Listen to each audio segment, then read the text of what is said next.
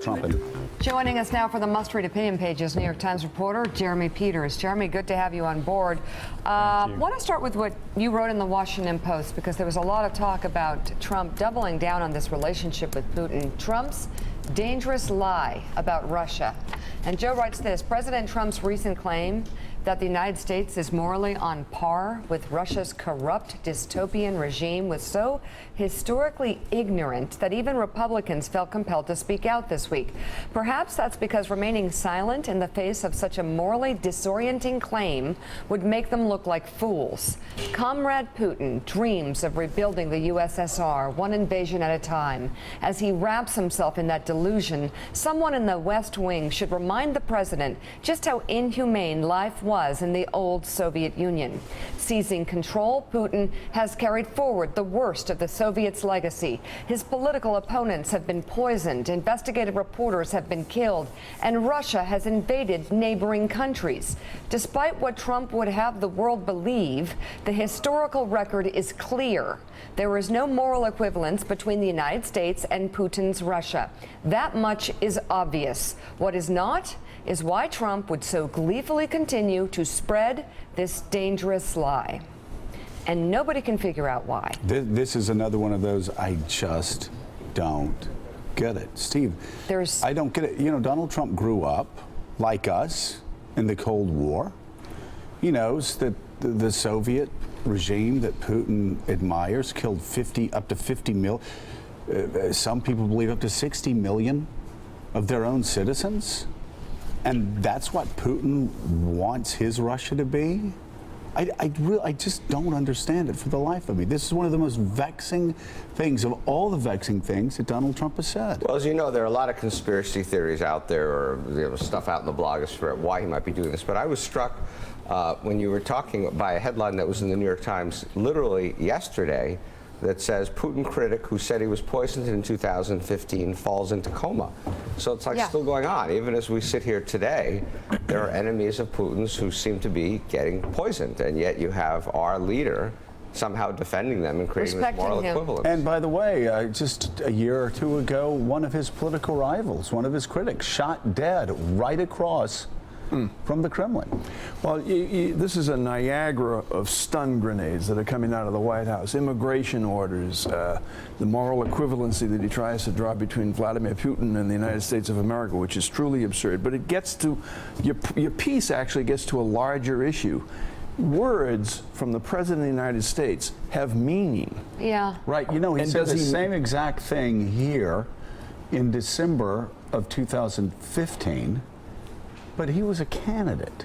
Now he's president of the United States. And by the way, we called him out then, and we're shocked then, but he's president of the United States. This is the country he runs. Yeah. It's a question we've been asking for almost 2 years now, which is, for a man who is so quick to insult anybody who crosses his path, domestically, Mexico, China, whoever, why is it his reflex to always give the benefit of the doubt to Russia Vladimir Putin. and to Vladimir Putin? What is behind that for a man who never gives people the benefit of the doubt? He's even willing to throw his own country under the bus. Right. Well, to defend Vladimir Putin.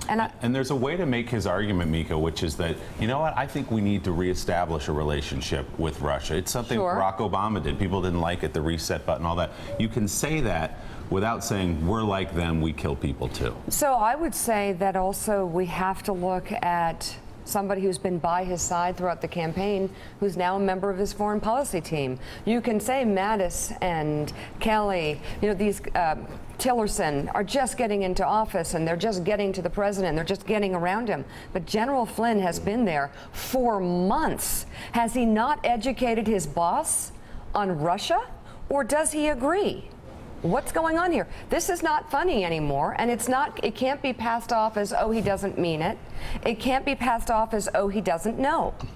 There's something deadly serious going on this here. Was, again, this Jeremy Peters, this was disturbing. And if Donald Trump is going to use this strong language in support of Vladimir Putin, I think reporters and all of us questioning need to start looking at what the deadly truth is here. Well, yeah, and nobody thought this was even funny. And I know that's just an expression. This isn't funny anymore. Or they pass it off as, oh, he doesn't really mean it. Yeah, but in this case, Jeremy, again, the other night was so jarring to so many people Because even to Bill O'Reilly. Again, he did the same thing, threw his own country under the bus to defend Vladimir Putin. There is no moral relevancy. There's not a historian alive that would suggest there is any historical relevancy between America and Russia.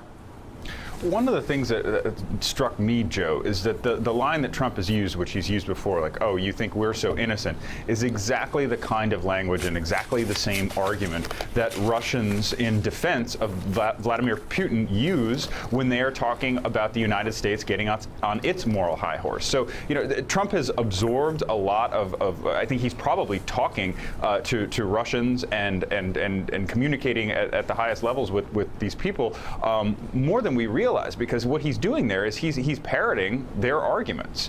Another thing is really raise a good point there about what is really behind Trump's irritation here at being asked about Putin and whether or not why he's such a defender of him. And I think it goes back to that debate when Hillary Clinton called him a puppet, and he said, no, you're the puppet, remember? And there is whenever Donald Trump feels like he is being portrayed as somebody who is not in total and complete control, he lashes out. And that's ultimately what you're suggesting when you say that Putin is calling the shots here. It's Putin, it's not Donald Trump. And Donald Trump is going to let you know that, no, he's in charge. But what's so strange is, as Willie said, Jeremy, there's so many easier ways to say the same thing without insulting your own country. And speaking of puppeteers, you talk about Steve Bannon. You've spoke with Steve Bannon and his strategy to move things as quickly as possible. And you say there's a couple of reasons why Steve Bannon told you he is trying to move things as quickly as possible inside the West Wing. Right, and these arguments were ones that Steve Bannon was making throughout the transition process, and he's continued to make now that they're in the West Wing, and that's as Bannon would say, to rip the Band-Aid off, do all of these controversial proposals on immigration and such first, because they realize they have no runway. There's going to be no honeymoon. And the thinking there goes, you do two things. You rev up the base, get them very excited, and you look at Trump's core supporters, they are pleased by and large with what they're seeing. They think he's doing a great job his first few weeks in office. Does your reporting show that Steve Bannon is powerful as Steve Bannon would have us believe he is? I think there's some caricaturization going on here. I think that we all love the story of the behind-the-scenes puppeteer, the man behind the curtain. I do think that ultimately Trump is calling the shots here. I mean, Steve is not telling Trump to do things that Trump does not want to do, or ultimately thinks are wise. Jared Kushner is another kind of leveling influence here as well. So, and he's not getting written about as much because he didn't run Breitbart and he's not as enigmatic a figure. I think that's the reason we're so fascinated with Steve Bannon, because people didn't know much about Steve going into this campaign. I mean, no one had really heard of him before he accepted the position as campaign chairman. And now here he is being described as the second most powerful man in the world, and people are naturally curious about that. And the fact that he does have some very hard right-wing tendencies, I think, leads to a lot of dramatization and caricaturization of who he really is. All right, the political drama surrounding Betsy DeVos's confirmation as education secretary has the Wall Street Journal writing about the real Democratic Party. We'll explain who they say that is ahead on Morning Joe.